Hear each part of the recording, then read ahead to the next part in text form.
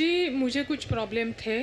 थी। आपने जो ऑडियो क्लिप में जो बोला है वो सब मैंने झेला है, लेकिन मैं चाहती थी कि कोई तो मुझे ये बताए कि जो मेरे साथ हो रहा है वो होता है दुनिया में लोगों के साथ, तो मैं उससे बाहर निकली हूँ। लेकिन मैं जब बोलती थी किसी के साथ ये मेरे साथ हो रहा है तो कोई मानने को तैयार ही नहीं है। बेटा, यही समस्या मेरा है। जो मन में था मैं बाहर निकलती थी। मेरे दोस्त कहते थे कि तेरे से बात करने वाला कोई नहीं है।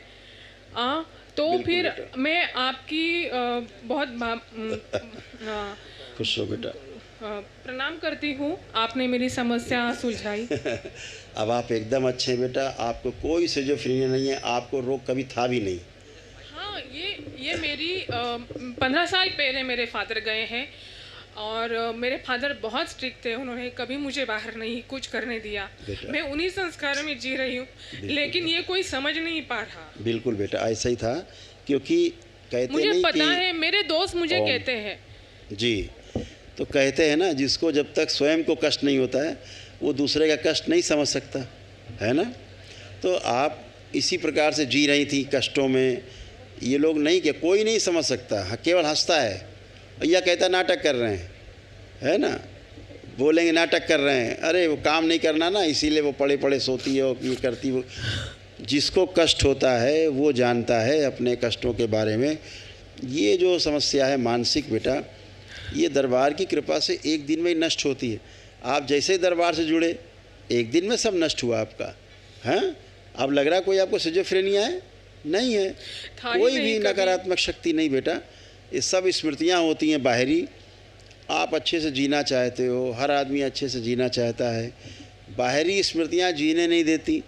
ये जो नकली बीमारी है जो घेर लेती स्मृति के रूप में, जिसको जकड़ लेती वही जानता, उसका दिल जानता है कैसे बाहर निकले। कोई रास्ता नहीं होता। झाड़ फूक, टोना टोटका, जादू टोना उसका उपाय नहीं बेटा। ये उसके उपाय नहीं, आपने सब करके देख लिए इतने वर्षों ने भी मुझे बोला। हाँ बेटा, तो सब कुछ करके देख लिए, दवाओं से भी आपने करके देख लिया। ना तो दवाओं से जाने वाला ये रोग है, और ना ही ये झाड़ फूक, टोना टोटका, जादू टोना से जाता है, और बढ़ जाता है औषधियों से भी, और ये नकारात्मक लोगों के पास जाने से और बढ़ जाता है। जब आप वैदिक प्रक्रिया से जुड़ते हैं, भोलेनाथ से जुड़ते हैं, सीधे माँ से जुड़ते हैं, एक दिन में, एक क्षण में सब समस्या समाप्त हो जाती है।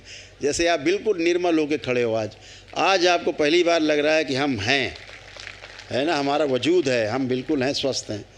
तो आप ऐसे ही स्वस्थ रहोगे हमेशा। लेपन बेटा केवल सिर पे, नाभि जरूर करना है। अच्छा, खूब खुश रहो, प्रसन्न। और प्रभु और गुरुदेव, वाइफ को अवेस्कुलर नेक्रोसिस कुछ नहीं, ऐसे ही जैसे इनको ऐसे उनको था, कुछ भी नहीं। खुश रहो। जब पहले अचानक से हमेशा बेहोश हो जाती थी अचानक से, तो लोग सोचते थे नाटक कर रही है। सब गंदगी गई, सब बाहरी गंदगी होती है। हमेशा जिसके साथ ऐसा हो घर परिवार में, उसको अपने परिवार के सदस्यों के साथ हमेशा सहानुभूति रखनी चाहिए। पड़ोस में कोई ऐसा हो तो उसके प्रति सहानुभूति रखनी चाहिए कि वो स्वस्थ हो। हंसी उड़ाने से वो समस्या आपको भी हो सकती है, किसी को हो सकती है। तो कोई ऊपर से लिख के नहीं आया, उसके हाथ बंधे रहना, पैर बंधे रहना, लगता है कुछ कर नहीं पाएंगे, कर नहीं सकती थी, ऐसे उसका जीवन नरक था। और जहाँ जहाँ झाड़ फूक कराने गए समस्या बजाय घटने की ओर बढ़ जाती है। तो इन सब से हमेशा बचना है, सबको दूर रहना है।